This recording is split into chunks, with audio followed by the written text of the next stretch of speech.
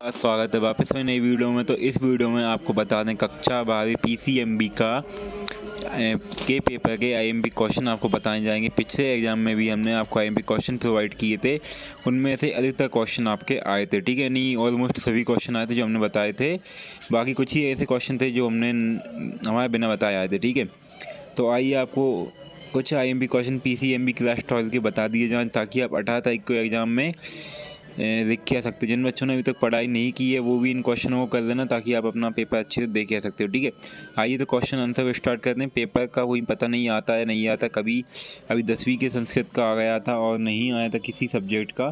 तो ऐसा होता है कि पेपर के भरोसे नहीं बैठना है, हमें अपनी स्टडी कंप्लीट करना है, ठीक है। तो आइए बताते हैं आपको आपके आईएमपी क्वेश्चन पीसीएमबी के, ठीक है।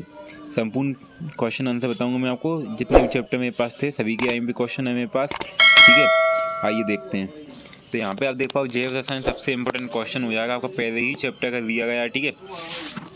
ये आपको कर देना। इसके बाद जैव रसायन के महत्व भी आपको देख देना, ये एक ही क्वेश्चन में हो जाएगा कंबाइन, ठीक है। दोनों ही ये हो जाएंगे, ठीक है।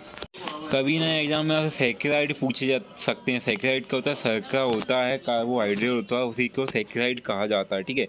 ये फार्मूला आपसे पूछा जा सकता है। सैकेराइड कितने प्रकार के होते हैं? सैकेराइड होते हैं 3 प्रकार के, मोनोसैकेराइड, डाइसैकेराइड, पॉलीसैकेराइड, ठीक है। तो ये कैसे बनाए जाते हैं, इनके यहाँ पे इनके नीचे इनके आंसर भी दिए गए हैं, ठीक है। ऐसे आपको बता देना, ठीक है।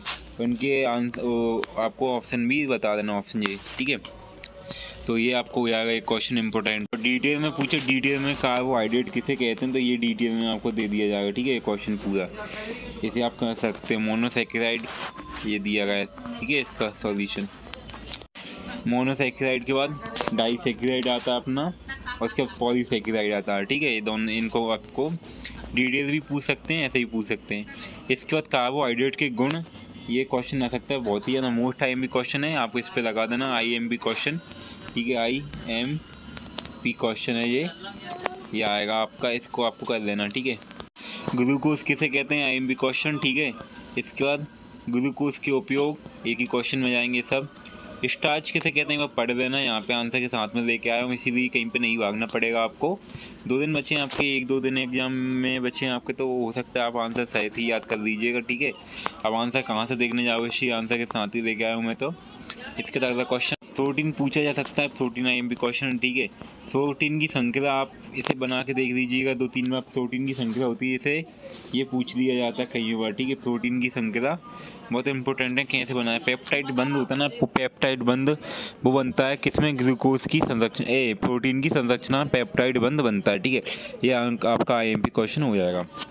अगला क्वेश्चन देखते हैं। यहाँ पे प्रोटीन के स्रोत क्या क्या होते हैं, तो प्रोटीन, ठीक है। इसके बाद आप देख पाओगे नीचे के क्वेश्चन, ये आपके सभी क्वेश्चन आईएमपी हो जाएंगे, ठीक है। आते हैं नेक्स्ट क्वेश्चन। और अभी ऊपर का क्वेश्चन भी इंपॉर्टेंट है, उत्प्रेरक किसे कहते हैं, ये क्वेश्चन कर लीजिएगा। और उससे भी ज़्यादा इंपॉर्टेंट क्वेश्चन होगा कि उत्प्रेरक और एंजाइम में आपको अंतर स्पष्ट करना है, ठीक है। ये आपको करना है, ठीक है। 4-5 इसके उत्तर हैं, इनको आपको कर लेना, ठीक है। तो ठीक है, अगला क्वेश्चन देखते हैं। एंजाइम के कार्य करना हो तो कर लीजिएगा, ठीक है। ये क्वेश्चन आएगा भैया, आप पूछ लीजिएगा। रिपिड किसे कहते हैं, रिपिड क्या होता है, इसको आपको करना पड़ेगा। और रिपिड्स के जो भी काम होते हैं वो क्या काम करते हैं आपको बताना पड़ेगा, ठीक है। तो ये आंसर के साथ में आप चाहो तो कर सकते हो। वीडियो को पूरी क्वालिटी में देखना, तभी आपके सभी क्वेश्चनों के आंसर समझ में आएंगे, ठीक है। तो इन सभी को आपको अच्छे से कर लेना। आइए अगला क्वेश्चन देख। अगला क्वेश्चन, यदि आपका चुंबक तत्व आने वाला है, चुंबक तत्व यदि अभी तक हटा नहीं होगा, तो आपका ये क्वेश्चन आने वाले हैं चुंबक तत्व में से। मैं आपको आईएमपी क्वेश्चन बता दूं। चुंबक किसे कहते हैं, चुंबक के प्रकार बताइए। चुंबक 2 प्रकार की होती है, प्राकृतिक और कृत्रिम, ठीक है। इतना आपको लिख देना। इसके बाद चुंबक के प्रकार होते हैं, वो आपको स्थायी बताना है, कितने प्रकार के चुंबक होते हैं। स्थायी चुंबक होता है, ठीक है, एक होता है अस्थायी चुंबक, ठीक है। तो ये आपको प्रकार बता देना, डिटेल आपको बता ही दी है। इसके चुंबक के गुण, चुंबक में क्या क्या गुण होना चाहिए तब ये चुंबक बनती है। तो 1, 2, 3, 4, 5 पॉइंट यहाँ पे दिए गए हैं, आपको इनसे भी 5 पॉइंट लिख सकते हो, ठीक है। तो इसके बाद अगला क्वेश्चन देखते हैं। चुंबकीय ध्रुव किसे कहते हैं। सभी क्वेश्चन एक ही 2-2 लाइन के हैं, एक बार पढ़ने में याद हो जाएंगे। सभी क्वेश्चन मोस्ट टाइम भी क्वेश्चन है इस चैप्टर में से, ठीक है। इनको आपको करना पड़ेगा। चुंबक के प्रभाव यहाँ पे दिया गया एक क्वेश्चन आप देख पाओगे। चुंबक के प्रभावकारी लंबाई क्या होती है। इसके बाद चुंबक के उदासीन रेखा। इसके बाद चुंबकीय योगांतर क्या होता है। इसके बाद दिया है कूलम का व्युत्क्रमानुपाती का नियम आपको बताना पड़ेगा, इंपॉर्टेंट है। और यहाँ पे नियम दिया गया है, ठीक है, ऐसे आपको बनाना है। ये कूलम को बाकी का नियम बच्चा को चाहे यहाँ पे दिया गया साइड में, ठीक है। अगला क्वेश्चन, एकांक ध्रुव किसे कहते हैं, ये आपको बता देना। चुंबकी की तीव्रता, मतलब इतना इंपॉर्टेंट क्वेश्चन है, आप देख लेना इनके साथ से, ठीक है। अगला क्वेश्चन दिया गया यहाँ पे, आप देख पाओगे, चुंबकीय आघूर्ण किसे कहते हैं। सभी क्वेश्चन इंपॉर्टेंट है, 2-2, 3-3 नंबर के सभी इंपॉर्टेंट हैं, ठीक है। चुंबकीय बल रेखा किसे कहते हैं, एक ही दो आप पढ़ने में याद हो जाएंगे, सभी क्वेश्चन इंपॉर्टेंट हैं, ठीक है। ये सभी क्वेश्चन आ सकते हैं। विद्युत, यदि आपका चैप्टर अभी तक हटा नहीं हुआ तो वैसे में हमारे टाइम पे तो हट चुका था, तो अभी आपके टाइम पे नहीं हटा होगा तो आप भी इसे कर सकते हैं, ठीक है। ये आपके IMP क्वेश्चन हो जाएंगे विद्युत में। सबसे इंपॉर्टेंट क्वेश्चन हो जाएगा आपका ओम का नियम किसे कहते हैं। ओम का नियम आपका IMP क्वेश्चन हो जाएगा विद्युत में, ठीक है। आएगा आपका इंपॉर्टेंट क्वेश्चन विद्युत विभवांतर, विद्युत भाग बल में आपको ये दोनों ही आपके मतलब अंतर आपको स्पष्ट करना पड़ेगा, तो इम्पोर्टेंट क्वेश्चन हो जाएंगे, ठीक है आपके। तो इनको आपको अच्छे से कर लेना, ठीक है। 1-2 नंबर में ये क्वेश्चन पूछा जा सकता है, कृषि कार्य में उपयोग की जाने वाले विद्युत उपकरणों के नाम। जनरेटर, विद्युत मोटर, विद्युत बल्ब, शीत भंडारण और विद्युत चक्की, ठीक है। इनके आपको नाम बता देना है। जूल का नियम IMP क्वेश्चन, ठीक है, इसको कर दीजिएगा। विद्युत धारा की चुंबकीय प्रभाव और कूलम का नियम आपको आना चाहिए अच्छे से। कूलम का नियम आ सकता है आपका, ठीक है। इसको आपको नहीं छोड़ना दी, आपका चैप्टर नहीं हटे होंगे तो इनको आपको करके जाना पड़ेगा, ठीक है। पिछले क्वेश्चन जो बताए थे उन्हीं में से आए थे, तो इस पर भी IMP क्वेश्चन बताएं आप। कार्बनिक रसायन किसे कहते हैं, कार्बन की विशेषता, कार्बन योग के नामक की, इनमें से कोई से भी क्वेश्चन आपको जो अच्छे लगें इनमें से कर लीजिएगा, ठीक है। मोस्ट IMP क्वेश्चन आ चुके हैं आपके। अनुसूत्र किसे कहते हैं, अनुसूत्र आपको निकालना आना चाहिए। और मूलानुपाती सूत्र किसे कहते हैं आपको आना चाहिए, ठीक है। इन्हीं के संबंधित आपको सभी क्वेश्चन सॉल्यूशन, जो भी मैथ के जैसे क्वेश्चन हो वो इसी के बेस पे सॉल्यूशन हो जाएंगे, ठीक है, सॉल्व हो जाएंगे। ये दिया गया है संरचना सूत्र, संरचना सूत्र बनाना आपको आना चाहिए। अनुसूत्र, मूलानुपाती सूत्र और संरचना सूत्र, ये तीनों सूत्र पूछे जा सकते हैं, ठीक है। मैथिन, एथिल का सभी के आपको आने चाहिए, ठीक है। ये प्रतिशत निकालना भी ये क्वेश्चन पूछा जा सकता है, बहुत ही इंपॉर्टेंट क्वेश्चन है। कार्बन, हाइड्रोजन, ऑक्सीजन की जैसे परसेंटेज निकालना, मात्रा निकालना, इंटू करना और इनका सूत्र निकालना, ठीक है। पूरा सॉल्यूशन दिया गया है, कैसे सॉल्यूशन किया जाएगा, ठीक है। अनुसूत्र करना, अनुभाग करना, मूलानुपाती सूत्र करना, उसके बाद अनुसूत्र करना है। ये क्वेश्चन 1 या 2 क्वेश्चन आपसे पूछे सकते हैं, 5 या 4 नंबर में पूछे जा सकते हैं, ठीक है। और इस तरीके जमाना पड़ेगा आपको, ठीक है। क्वेश्चन एथिन के गुण आपको बताने भाई, एथिलीन और एथीन को आपको याद कर लीजिएगा, ठीक है। इनमें से कोई से क्वेश्चन आ सकते हैं दोनों में से। किण्वन किसे कहते हैं, ये क्वेश्चन घन का टुका है भाई, इस क्वेश्चन को मत छोड़ना आप भी, यदि आप पढ़ने में अच्छे हो तो इस क्वेश्चन को आप सबसे पहले स्टार्ट कर लीजिएगा, ठीक है। किण्वन के उपयोग भी, और किण्वन में से कोई सा भी क्वेश्चन एक आपको अच्छा लगे उसको आप तैयार कर लीजिए, ठीक है। एल्कोहल किसे कहते हैं, एल्कोहल मतलब सही से लिखा नहीं हुआ है इसमें किसी का, तो एल्कोहल ही लिखा हुआ है, ये एल्कोहल लिखा है वैसे तो, ये आपको याद होना चाहिए, ठीक है। तो मोनोसेकेराइड, डाइसेकेराइड, पॉली और ट्राइसेकेराइड, इनसे मिलके जो भी बनता है, ठीक है, आपको आना चाहिए। एथिल की संरचना ऐसा कुछ है, एथिल के गुण, एथिल के सब कुछ दिया गया, इसे भी आप कर लीजिएगा, ठीक है। मैथिल के ये दोनों क्वेश्चन, मैथिल, ये भी मैथिल, ठीक है। और ये दिया गया है यहाँ पे, आप देख पाओगे इम्पोर्टेंट क्वेश्चन है। पावर, एल्कोहल किसे कहते हैं, पावर, तो ये आना चाहिए, ठीक है आपको, ये देखिए। Very most IMP question, urea question आएगा, IMP आप इस पर लगा देना। जिन बच्चों ने भी अभी साल भर तक अपनी तैयारी नहीं की थी, यदि इन क्वेश्चनों को तैयार करते हैं तो पास होने की कोई भी दिक्कत नहीं आएगी आपको। इतने मोस्ट IMP क्वेश्चन है, इन क्वेश्चनों में से आपके क्वेश्चन बाहर नहीं जाएंगे जो भी बताएं आपको। यूरिया किसे कहते हैं, यूरिया बनाने की प्रयोगशाला विधि पूछी जा सकती है।